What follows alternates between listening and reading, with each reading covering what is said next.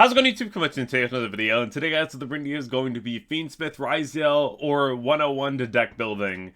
This is going to be an intro course into really understanding what it means to deck build, how to deck build, what the thoughts are going into an event, especially when the decks are brand new and no one really knows what's going to happen, because there's been so much testing of like Malice versus Ryzeal or mirrors, that there is testing versus things like Fire King and whatnot, but we don't really know how the tournament's going to look like. A, how many people are actually going to have the deck, and then B, is it going to be strong enough to take on what we already have? So definitely a lot of very interesting factors, along with the fact that Fiendsmith Kashtira has become very popular. Bell is back in the fray. So definitely going to be an interesting event, and I'm really wanting to see what's going to come of it. But today I want to talk to you about the deck that I think is going to win or do very well at Anaheim, and that's Fiendsmith Ryzeal. And I really do hope that you enjoyed today's video on how to build it, because I'm going to be going over a lot of different theories and ideas, so stay tuned for that. If you haven't already checked out my sponsors over at Imperium Duels to Dragonshield, Gem, Cloud, REW, or Grimoire, go ahead and check them all out down below in the description, as well as my Twitter, my Twitch link, and my Discord. Also, my TCGPlayer link is down below. If you plan on going on TCGPlayer, definitely go ahead and just use my code. It costs nothing to you, and it just benefits the channel. I know a lot of you are really excited for me to be at Anaheim. I really do apologize that I can't make it. I just can't afford to go. Honestly, I really can't. And that just is what it is, right? So I'll be grinding hours at work. I work like 55 hours a week. Like, I work quite a bit. So I do hope that, you know, by Orlando, which should already be a lock-in, I should be there 100%, you know. But it is what it is. Use my TCGPlayer link down below. Also, I have a TCG shop now. It's called MillFiveCards. All written out, no number. MillFiveCards, you know.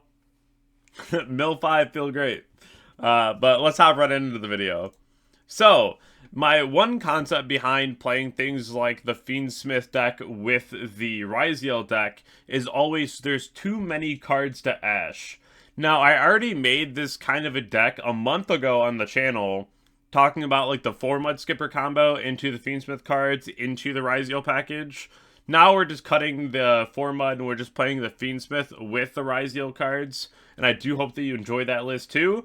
But when you play these cards, there's too many cards to Ash. And what I mean by that is that your opponent can have hand traps, but if you're not just playing Ryzeal, you're also playing the Fiendsmith cards, your opponent kind of has to interact with those too. So it puts up a lot of checkpoints that your opponent kind of has to hit you on, and I think that's also very important. Now, in this extra deck, I'm not playing the Necroquip and the Caesar. You definitely should consider that, as it's very good. If you want to play that instead of the Zeus and instead of the Typhon, absolutely. I think that's a really good call, because you have a good opportunity to go ahead and summon out things like your Caesar and then not have to worry about Nibiru. But that's going to be something for down the line.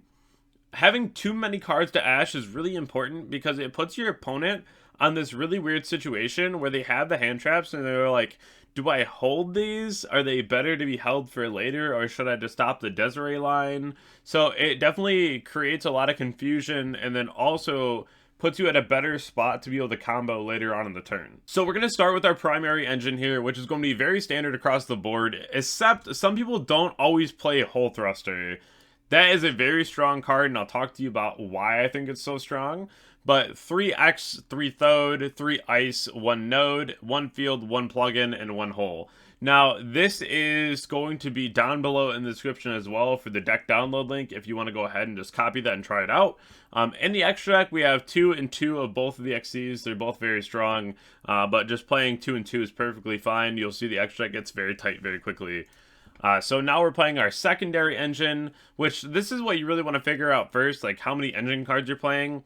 You can do what I call reverse engineering and starting off with your hand trap count and then kind of molding your engine around it. That's in really difficult formats where you need a lot of hand traps, but right now in particular, I think you want a good mix of like some kind of board break and hand traps. So you should be on like a lower hand trap count, but also having enough non-engine in there too to go ahead and like play through or break boards. So playing 2 of the Engraver, 1 Lacrima, 1 Tract, and then 1 Fiendsmith in Paradise. Card's very strong and allows you to have some really good interaction with your opponent. One thing that I did see off of DB Grinder, shout out to Austin, fantastic guy, fantastic player, is that being able to put the Desiree under the detonator and then being able to detach it and have it as an interruption that way as well is very cool. So that's another thing too that I wanted to bring up that I definitely would like to see happen in some games coming up, because that's kind of a nasty play around if they go to clear your board, right? So we do have the Agnum Day. That card is so broken. I love that card so much, and it puts up a ton of damage. You just attack, tag into your Desiree, have the Agnum Day equipped, and it's just so good. But so now this is the secondary engine. We're going to move from this into our consistency and our utility. Utility are usually cards like Talent and Droplet in my eyes. Cards that could be there or could not be there. They're good going first and going second. They're just really solid and really effective into the format. And then of course Bonfire, because it's consistency. Now, the way I'm building this is kind of in layers, and this is something that you can consider with deck building. It helps you chip down on cards you don't necessarily need. You could just play the 1 Engraver, 1 Lacrima, and like the Paradise if you want to play it, and that's the most minimal package you can. But I do like the 2-1 with the Tract because it gives you a little bit more consistency, because you really do have to see these cards before you Ryzeal combo, unless you open Ice. So it's not my favorite if you don't run a higher package, but I think this is perfectly fine. And then we have our hand traps. Again, we're playing some utility board breaks, and we're playing hand traps. I think Ash, Imperium, Nib right now are like the most important.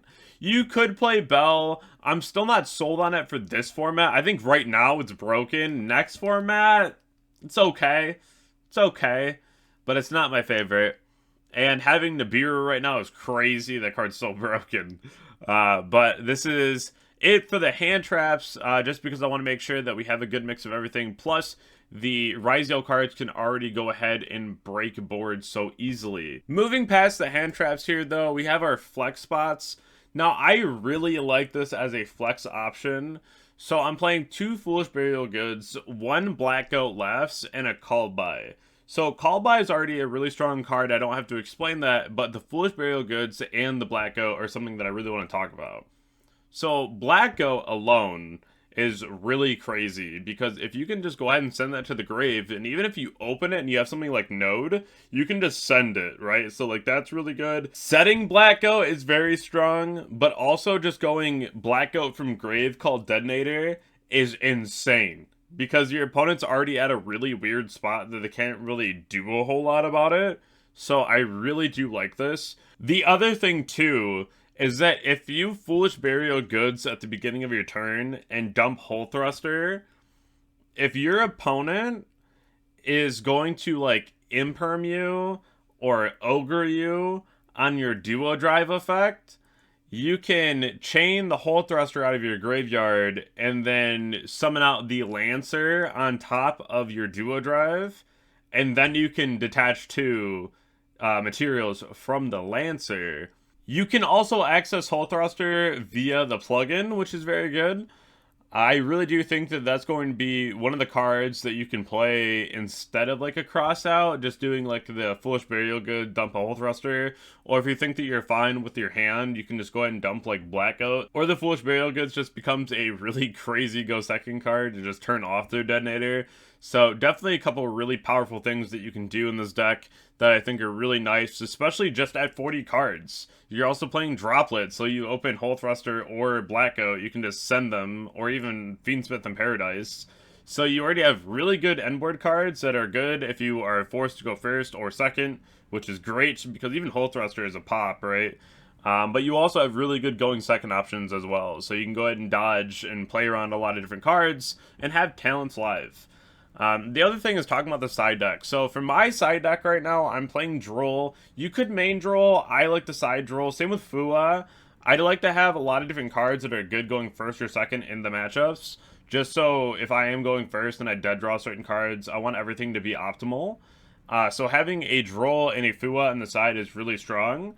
The other card that I think is really strong right now is Lightning Storm and Duster. So I'm playing 3 Thrust on the side and Lightning Storm Duster. That's like my favorite board break right now. I think those cards are absolutely crazy, and you should be playing those somewhere.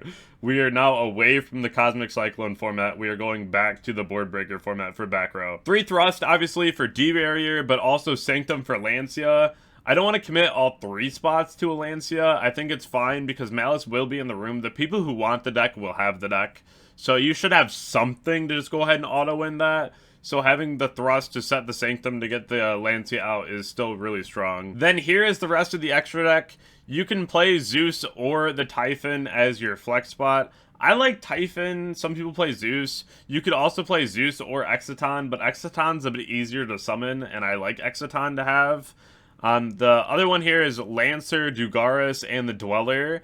Just all pretty standard generic cards for this. Obviously, if you play the pure variant and you're playing things like Crossout, and then you have a lot more room in your extra deck that you can play different flex options, which are still really strong. But I like this list a lot, especially in testing so far. It has come up very strong for me, and I think that's really important to note, because this is probably what I would have played if I went to Anaheim.